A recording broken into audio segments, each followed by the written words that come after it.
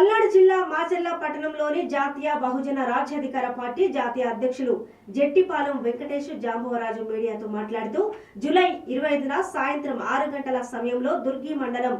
అడిగొప్పల గ్రామంలో రైతు కూలి మహిళా సంఘం మాచర్ల నియోజకవర్గ ఇన్ఛార్జ్ రాయపాటి జయమ్మ, ఆమె భర్త రాయపాటి ప్రసాద్, వారి కుమారుడు కరుణాకర్ పై ఒకే సామాజిక వర్గానికి చెందిన కొందరు రాయపాటి ప్రసాద్ ఇంటి మీదకు వచ్చి మూకుమ్మడిగా దాడి చేశారని, ఈ ఘటనపై వెంటనే దుర్గి పోలీస్ స్టేషన్లో ఫిర్యాదు చేశారని తెలిపారు. అడిగొప్పల గ్రామంలో రాయపాటి జయమ్మ, రాయపాటి ప్రసాద్ గారి ఇంటి మీద సామాజిక వర్గమైన ఎస్సీలు దాడి చేసి 100 మంది మరి మహిళపై, రైతు కూలి మహిళపై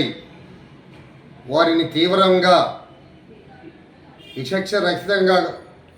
గాయపరిచి కొట్టి దుర్భాషలాడిన వారిపై చట్టపరమైన చర్యలు తీసుకోవాలని ఆ రోజే మండల ఎస్ఐ గారికి ఫోన్ ద్వారా చేయటం, వారు స్పందించి ఇమీడియట్గా వాళ్ళపై యాక్షన్ తీసుకోవటం కూడా జరిగింది. కాకపోతే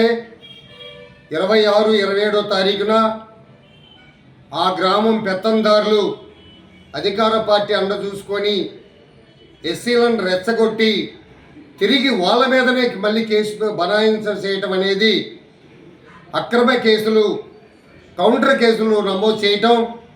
బెదిరింపులకు గురి చేస్తున్నారని కూడా గౌరవనీయులైన ఎస్పీ గారికి ఈరోజు గ్రీవెన్స్